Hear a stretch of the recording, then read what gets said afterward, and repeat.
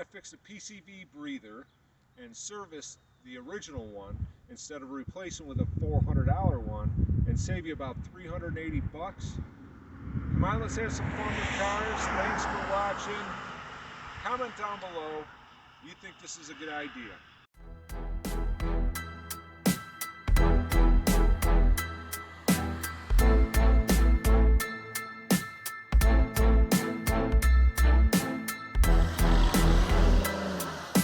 We're going to attempt to service the PCV breather oil separator in this 2012 Volvo S60. I bought the parts on eBay. I will have a link in the description. So let's get started. So there's a whistling noise that occurs. It sounds almost like a belt intermittently, and you can change it by pulling the dipstick out. You can hear a lot of vacuum there, or removing the oil fill cap. It's tough to hear on here, but it comes and goes. It's kind of like a belt, not chirp, but you can hear it. Anyways, that's what we're trying to fix, and the code it has is a lean code at idle. P2187 is the code, and this is the code I've been trying to solve. And the PCV breather oil separator is part of the oil filter housing. I'm going to take that off. I got a new diaphragm for it, which I believe this one is probably ripped or broken, and we're going to try to get that replaced and serviced. Alright, with the hood up, we're going to first disconnect the battery ground cable using a 10mm socket, and my cover's half removed, but take the ground off, and then we're going to get this air box out of the way. I think we'll be able to access the PCV breather from there. Taking the ground off the negative post, or loosening the negative post of the battery, is the first step in this repair attempt. Pull the ECM cover off the air cleaner box. That exposes the cammed plugs for the ECU. Be very careful with these, you don't break the locks. There's a little tab that releases the lock, and that will pull the connector off. Same thing on the bottom. Next comes the mass airflow sensor connector. Squeeze the release tab, and then you can pull the connector off. Keep in mind there's a lock tab on the mass airflow sensor. You got to pull this lock out before you can squeeze the tab to release it. See, it's tough to see, but I think you can see it. Anyways, once you get that out, now we're going to loosen this hose clamp here, and we're going to try to get this air box out. I think we may have to remove the dog bone over there, but we'll try it without it first.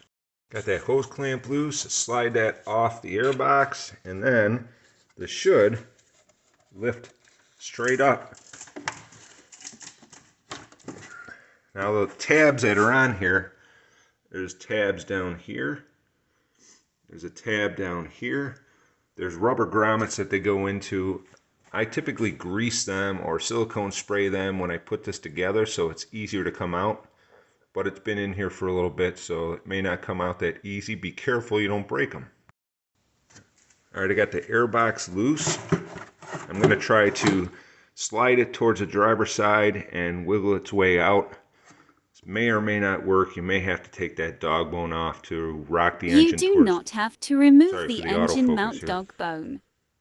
We're going to start taking off the 10mm bolts that hold the oil filter housing breather to the engine block, starting with this one right here. I can't see all of them yet. We'll work our way around. There's some 10mm bolts on the bottom of the housing. You can see those two on the left. There's one on the right on the bottom. I'm going to get those out with my air ratchet. Can't really film it being done, but when I get this housing out, I'll show you what it looks like.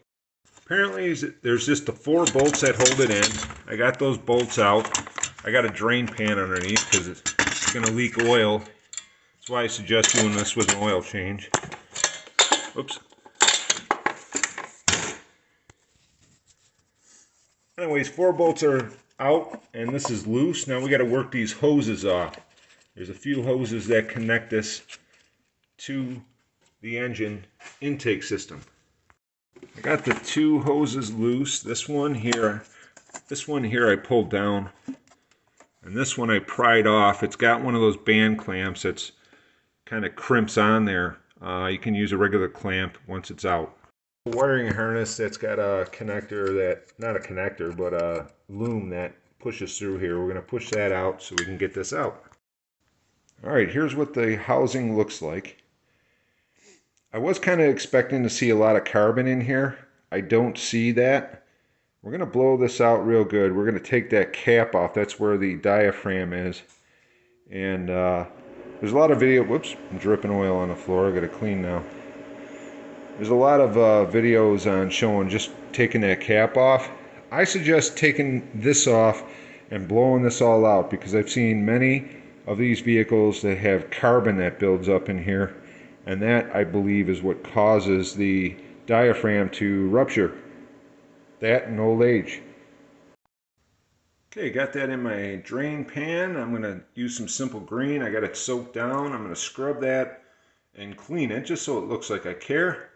And then we're going to get that cap off and change out that PCV diaphragm and blow out all the carbon out of it. Also going to clean all the ports where that bolts up so that we have a good seal. Should probably replace those seals too, but they look pretty good, so we're going to clean this up real nice, and hopefully it'll seal without a leak. I got the PCV diaphragm out of there by working the cap gently around, and I do believe I found what the problem is. If you can see all that carbon in there, we got to clean all that out. That's the problem at hand, in my opinion. Then we'll wash this all off, get it ready to install with the new diaphragm. The old diaphragm is here, came out with the cap. It's brittle, it's split. So hopefully we can reuse this housing, save ourselves about 400 bucks. I got the PCV breather oil vapor separator cleaned. I got the service kit. Actually, this one came with a cap. I didn't think it did, but it does, which is good. I got it. I did paint it, clean it, so it looks kind of new. Blew out all the passages with pressure washer and blew it out with air. Tried to stay away from that electrical connection in there. Hopefully we didn't hurt that. And we're getting it ready for this to install. We'll put the spring on first and then put the cap on. Probably use some epoxy to hold it in place just in case, because it was tough coming off in there. Anyways, I'm going to film a short video and post it, and this long video, so that if anyone is doing this on their Volvo, it may help them. Do this at your own risk. By the way, I just want to show how clean it is in here now, where I got all the carbon out. That is a definite problem on older Volvos. This got 125,000 miles on it. This gets clogged up with carbon. I think that changes the pressure and causes that diaphragm to fail, along with the fact that the rubber gets old. Here is what it looked like before. Here is what it looks like now that it is clean. Maybe I can't show you how it looks, but basically the spring goes in first, then the cap goes on with the new diaphragm. I had this in my bench vise. I used a rubber mallet to tap this down, make sure this vent lines up with the little slot there, so I think that's how it vents out the pressure. I think we're all set to install it. I am reusing the seals that look good. I'm gonna just put a little bit of some silicone on the block just to make sure those seal. I'll wipe them real good, and we'll get that reinstalled on the car. I got the sealing surfaces clean. Now I'm just going to apply a little bit of RTV. I use Ultra Gray. You should replace the seals, but I am not replacing the seals. All right, I got all 4 bolts in and tight. I started all 4 bolts first, and then I drew them in opposite corners, kind of like putting a tire on so that it seals nice against the block. Before putting the bolts in, I had this hose on, I slid it up into the intake, and this hose I put on, put the connector back on. Now I'm going to put the filter back in, new filter, and we'll start putting it back together. Next thing I put in was a dipstick. I used a little RTV silicone on the O-rings just to seal the dipstick to the oil pan better. And there's a little bracket that goes with the dipstick tube. I put that bracket on the inside. I don't know if it's right because there's a little holder for that hose that goes into it, and it's positioned towards the passenger side of the car. Now I got the wire loom. Probably should have put the wire loom on first with the 2 bolts. That bolts to the oil filter housing also. Alright, we're going to call that good. We got the wiring harness secured to the oil filter housing. Now we're going to get ready to put the air box back in and connect the ECM and the mass airflow sensor. This is the point where I say spray some silicone spray or something into these grommets so that it'll slide back in place easy. I'll get that slid in there and we'll start connecting it. Air intake box back on. I slid this air intake hose on and tightened that clamp. We are going to now connect the mass airflow sensor. So this goes in place, it snaps and locks, and then you push this lock tab so it doesn't come out. And now we're going to install the cam locks for the ECM. Bottom one first. Once you get it set in place, when you start maneuvering the lock, it'll draw it right in. Make sure your connections are clean, there's no dirt in there. And the same thing for the top one. It goes in here. You'll feel it kind of engage, and then it gets drawn in. And now that's all set. We'll put the little cover back on, and we'll hook up the ground cable, and I think we'll top off the oil, and I think it's good to go. Alright, the battery is connected. Ground's back on. The air box is on. All the wires secure. The oil is topped off. I think it's ready to fire. Let's try it out. Alright, we're going to start it up here, see what happens.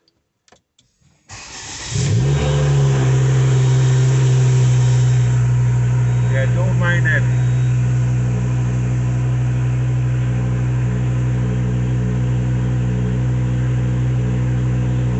Seems to idle better already. Turn the steering wheel straight so you can see. Got the door open, so that's what that light is.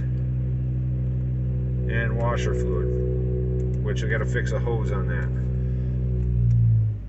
So, and if anyone knows to set the clock, you twist this. Twist this knob and that sets the clock. Please comment down below if you like the way I did it, if you would have done something differently. Let's help each other out. Thanks for watching this. I got a lot of other Volvo content, and I just like doing these videos to share some knowledge, or at least give somebody other ideas. Maybe you'll pick up something from this video, maybe not. I understand everyone's got their own way of doing things, and my way may not be the best way. The best way is to replace it with a brand new part. However, that's expensive, and I like to be frugal, or my friends say cheap.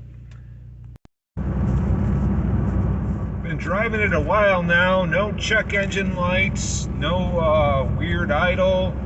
I think we got it, other than my bulb failure from the aftermarket LED bulbs. I think we got this fixed. I will report back in a week or two of driving.